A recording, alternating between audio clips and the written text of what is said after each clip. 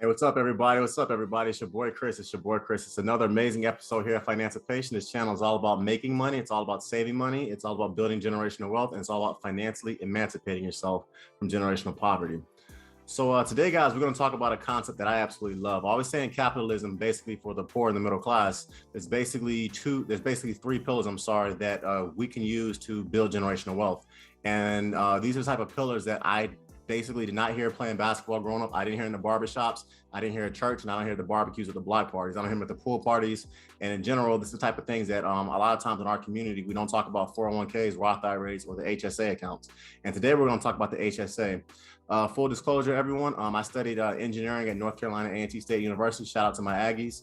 I am a practicing 20-year mechanical engineer. I obtained my MBA from Drexel University. Shout out to my Dragons in Philly. And I spent essentially over $100,000 to get my MBA. And I actually have a separate video as far as whether or not I thought it was worth it.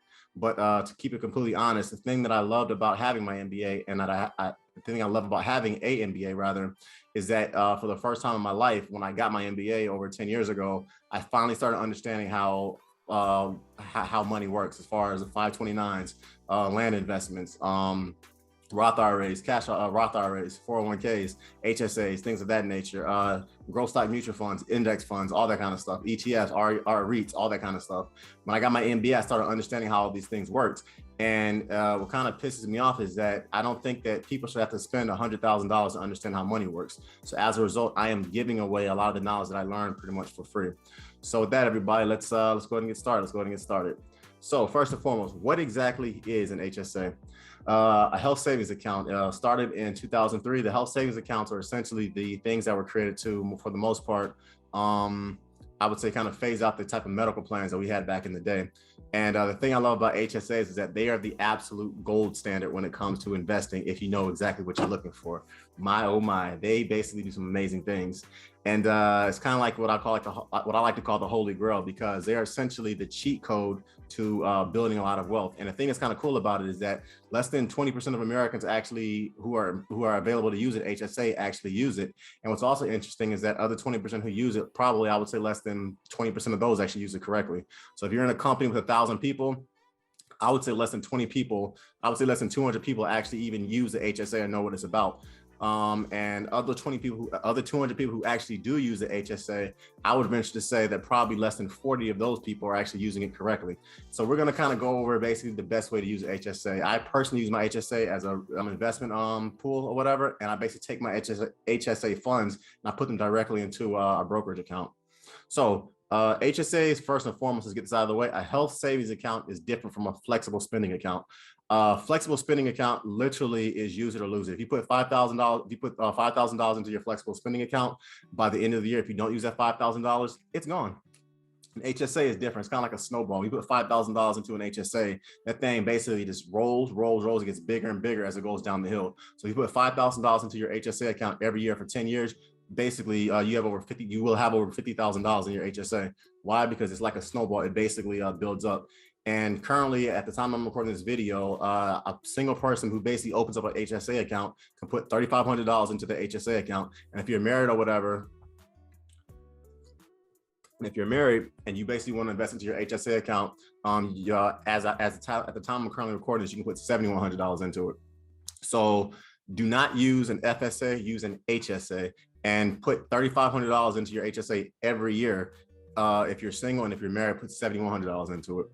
What are some of the benefits of an HSA? As I said earlier, this is the gold standard, in my opinion, of investing when it comes to the three pillars of wealth. This is the holy grail. This is essentially the road to El Dorado. The thing about HSA accounts is that when you put them in, they are pre-tax, which is a word that I love. Additionally, into being pre-taxed or whatever, they also grow tax-free. Similar to a Roth IRA, when you put them in, they grow tax-free, which is also more words that I love. And secondly, if you have to actually withdraw it for like a qualified medical expense, you don't get taxed on it. Additionally, another amazing thing about the HSA is that it does not matter how much money you make, you pretty much can contribute to it. I know people that are worth over $250 million and they have an HSA account. They put $7,100 because these guys are married, these men and women are married. They put $7,100 every year into the HSA account, and the person has a net worth of over $250 million. I know people that work at McDonald's and Wendy's. They basically make they make 25 or 40 or $30,000 a year, and they put money into their HSA accounts. So it doesn't matter what your it doesn't matter what your taxable income is. If you basically work and you basically qualify for an HSA and you work for an employer who has one, for the most part, you basically can contribute to it. So it doesn't matter what your income requirements are, you can contribute to an HSA. Another amazing thing, as I said about it earlier, is that at 65, whatever you have not spent comes directly to you. So it grows tax-free.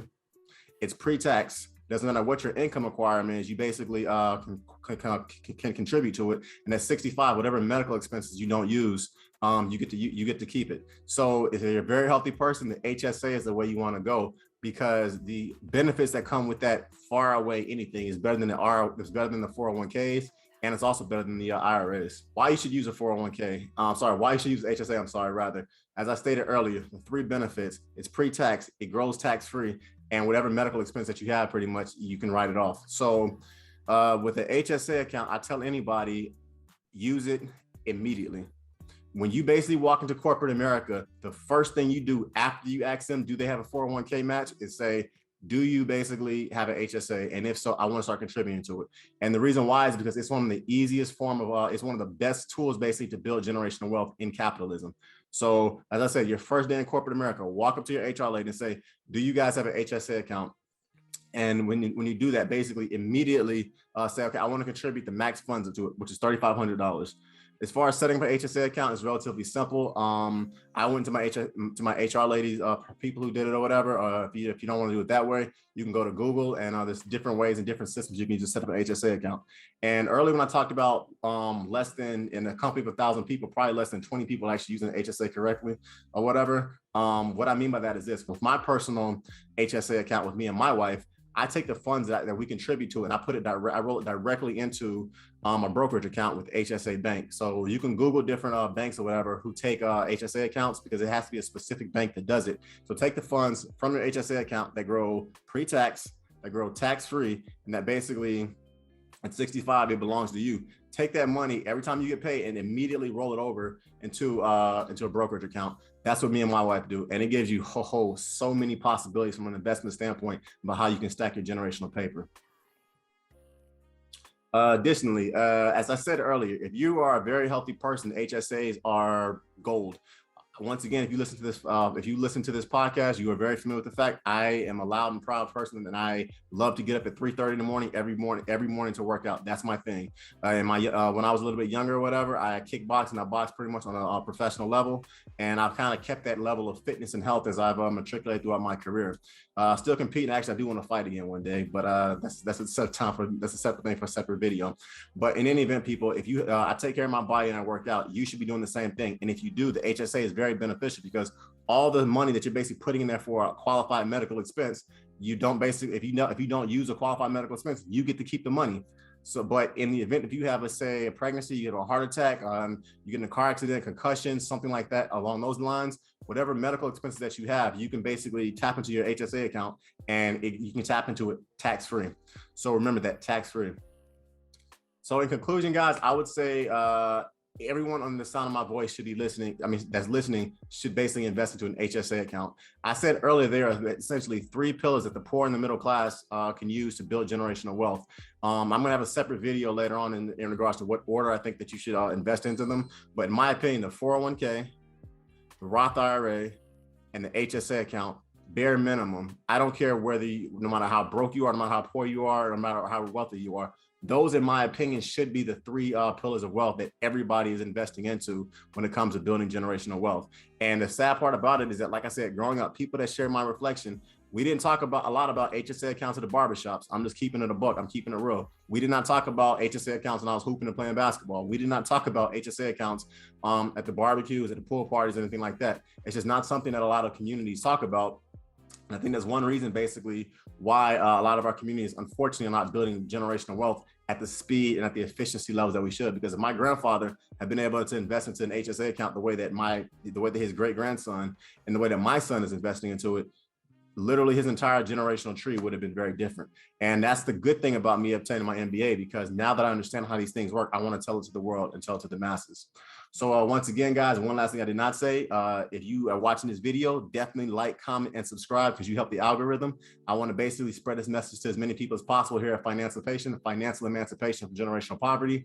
And love all you guys. Definitely, please like, please comment, please subscribe. And I will see you on the next one. Let's spread this message. Barbecues, pool parties, church, places like that, barbershops. We don't talk about HSAs, and we need to change that. Take it easy. Take it easy, everybody. It's your boy, Chris. I'm out. Peace. Peace.